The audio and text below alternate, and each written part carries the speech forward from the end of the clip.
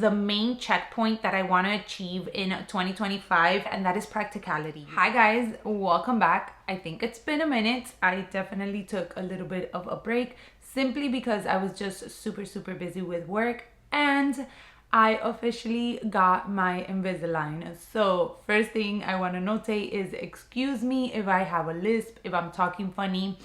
I actually just removed them because I am having my protein shake. I will be getting a workout in a little bit, but I wanted to sit down today and kind of have like a handbag chats with you all. I obviously have this channel to talk to you guys about handbags, even though I have really enjoyed incorporating other content in here as well. Handbag will kind of always be the primary subject that we chat on here about. So I have noticed a ton of like wish list videos or like the trends for 2025 for handbags coming up, and even though I will make a separate dedicated video on the trends that I'm seeing for 2025 and kind of like my affordable recommendation for those trends, in today's video, I wanted to chat about my handbag wish list for the moment. So overall, honestly, I am very content with the handbags that I have. I do feel like when I primarily focused on buying luxury handbags or designer and meaning like higher price point handbags, I definitely gravitate towards classic styles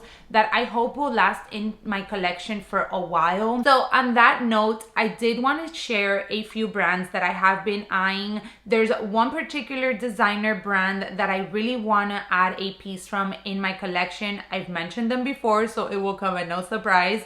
However, there are a few new contemporary brands that I have been following on Instagram that I've kind of been looking at their pieces for a bit now, and I really want to try to see if I can add something that will fit into my collection. With all that being said, I do have some notes on my phone, so let's get right into it. Let's start off with the fun one, and I'm sure the one that you guys are most excited to hear about, and that is the luxury brand. That is going to be Bottega Veneta. Bottega Veneta has obviously been a brand that has been at the top of like the best performing brands for quite some time now. I do think that with all the right reasons, they deserve that spot.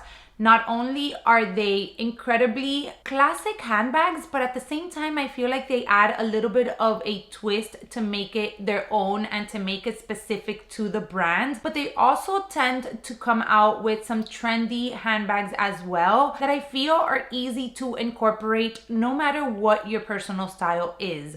So with that being said, my favorite part of Bottega Veneta is obviously the woven sort of style and silhouette that they do have in the majority of their handbags. And I originally wanted to add the mini Jody into my collection. I opted to go for a sort of alternative option just because I kept hesitating about the size of the mini Jody not being a size that will work out for me. And I was totally correct. I ended up adding the Cleo Bella mini hobo tote, I think it's called. And that bag is just so good. It fits so much. Even my sister-in-law, which owns the mini Jody, told me, yeah, this bag definitely fits a lot more than the mini Jody.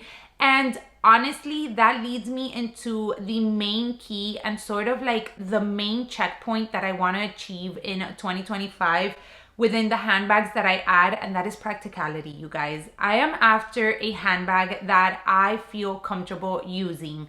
I have added a few handbags into my collection that unfortunately don't check off that box, and I knew that going into those pieces, and for that reason it honestly makes me grab that bag less than I honestly would want to, just because I have to consider downsizing so much, or I have to switch out of my SOGs and kind of just use an organizer instead.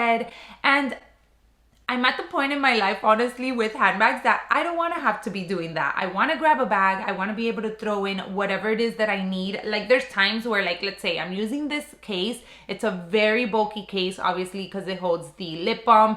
And then if I opt for a smaller sort of handbag, I have to remove this case. I have to put on another case on my phone. Too much. Total first world problems, I know that, but we all understand each other here, and that's kind of something that I want to try to avoid going into 2025.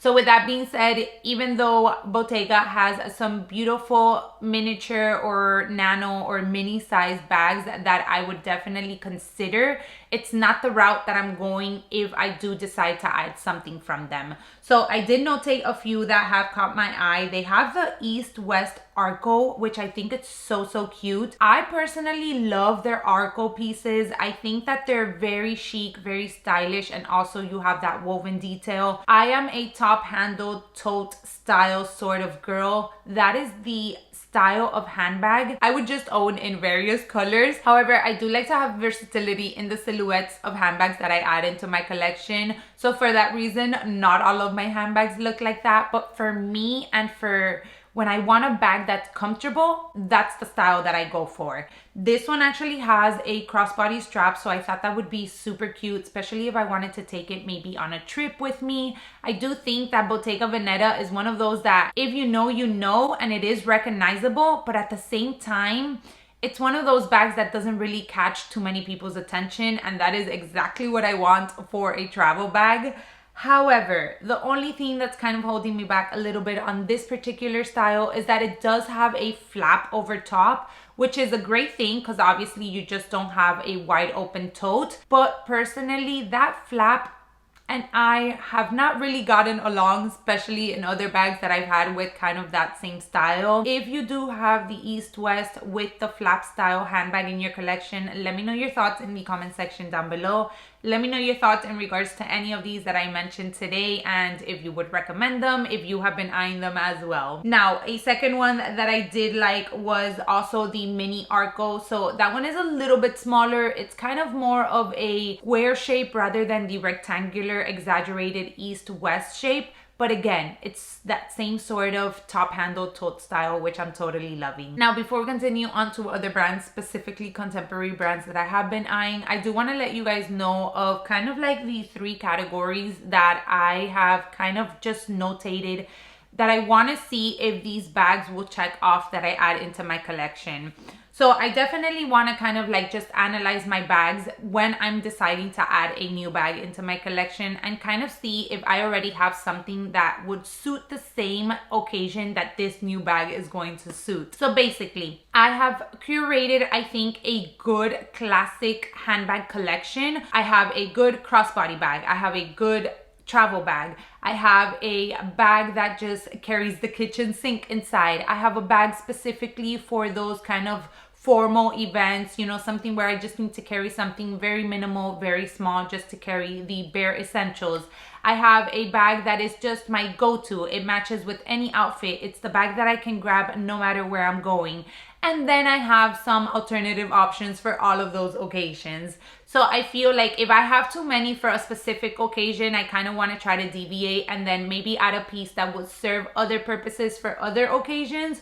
Hopefully that makes sense. At the beginning of my YouTube channel, I was always like, a bag must have versatility. Like you must have one bag that can pretty much do it all. And it was so funny because my husband used to tell me all the time, not every single bag has to do it all. Like you could have a handbag that is just specifically for one occasion, but you know that anytime that occasion arises, you have that bag there specifically for it. I didn't want to agree with him at the moment, but I do have to say that he definitely had a point. And that's kind of where I'm going as for my handbag collection right now. So I feel like if I'm missing a particular bag for a specific occasion, then that's kind of like how I'm hunting for the next bag that I want to add into my collection. With all that being said, I also want to dive a little bit into color. Last year, I did add a few pieces with color into my collection. So I am a hardcore nudes shade sort of handbag collector. I mean, as you can see, we have 3 here and a ton more around. So I just feel like nude is my personal black. However, with that being said, I have also realized that black bags are important in your collection. But with color, I felt like it's that time where I can finally be a little bit adventurous. Okay, let's get into a brand that I feel like I have been wanting to add a piece from for forever, similar to Bottega, and that is Demelier London. So I did visit, not the store, but they had kind of like a little counter last year when we visited London. And maybe it was just the piece that they had displayed. I wasn't wowed by the leather. It was in a smooth leather, so maybe that had something to do with it. The Demelier New York midi totes has been living in my mind rent-free. I have just honestly wanted to wait until the perfect shade has popped up. They released a burgundy one, and it may or may not be on its way to my hands. We're gonna leave it at that, but I am very excited to hopefully be able to try out one of their pieces this year. Now, the next two brands that I wanna talk about, one was actually a recommendation from one of you guys over on Instagram, and it's Leo et Violette. It's a French brand, and their styles are honestly so chic. I think that's like the perfect word that I can use to describe their style. They have a top handle handbag, which was the one that honestly caught my attention at first, and it is called Laurence. Guys, this is in French, so my French pronunciation obviously is not the best, but I love it. I think it's such a sleek flap top handle style of handbag. It's a very minimal, quiet luxury sort of style of handbag brand, and I am here for it. They also have another one which I think would be a fantastic option as a travel handbag. It seems like it fits a good amount of things, and that one is called Lumarcia or Lumarcia.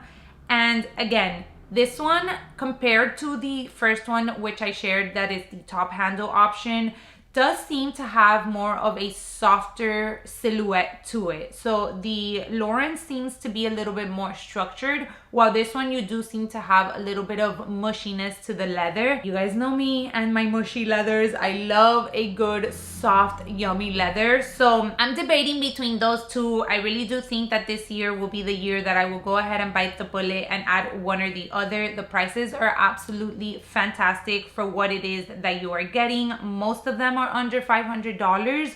So this is a brand that I definitely think I will be kind of eyeing, seeing what style kind of suits a void in my collection, and then opting for one and checking it out. And then last but not least, the final brand which I'm definitely eyeing to hopefully add something into my collection from, and that is Fleuron. Again, Parisian brand, so excuse the French. And I am eyeing their swan bag. The beautiful thing about this piece is that it does come in various sizes, so I feel like depending on what it is that you want to use the bag for, you have different sizes in order to choose from. The brand sort of bases their designs on flowers, which I think is such a cool concept also, and this one is very reminiscent to the Fendi Peekaboo style. I love it. Color selection is absolutely incredible. I mean, I don't think that I have ran into a handbag brand that has as many colors to choose from as this one.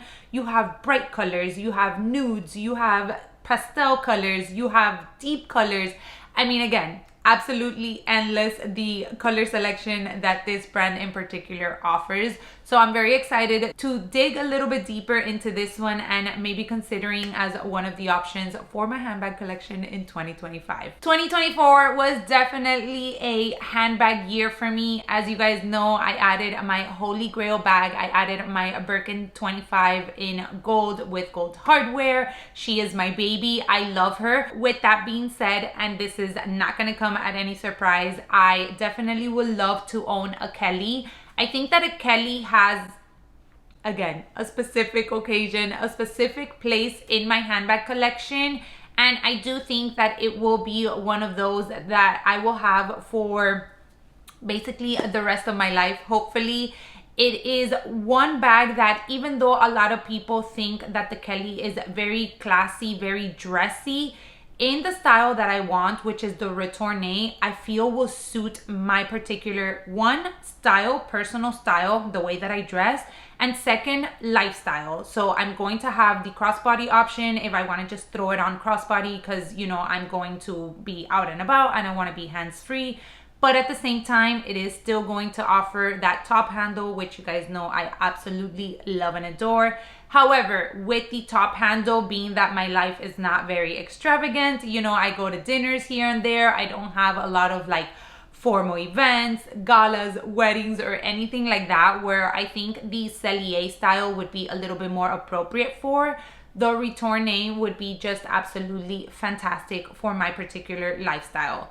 So that's definitely on the wish list. It's high up on the wish list. And on the note of Hermes, I have mentioned here and there how the mini Lindy keeps kind of, you know, calling my attention from time to time. But again, I think it's one of those that I'm gonna have to sit it through. I'm gonna have to give it a little bit more thought, just because I think that that would be a bag that I would use more as a crossbody. And when I am here in my hometown, I tend not to use crossbody bags personally. I definitely always opt either for a tote or a top handle option. Crossbodies for me are more like my travel piece, and the mini Lindy is not one that I personally think I would consider as a travel piece. That does it for this handbag chats video, you guys. I think I went on and on, definitely more than I originally thought. I hope you guys enjoyed it. I hope I introduced you guys to maybe a couple of new brands that maybe you hadn't heard of, or maybe brands that you are also eyeing. Let me know in the comment section if you are eyeing a particular new brand that I did not mention in this video.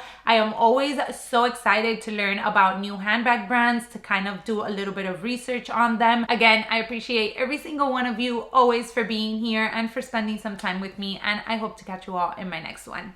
Bye everyone.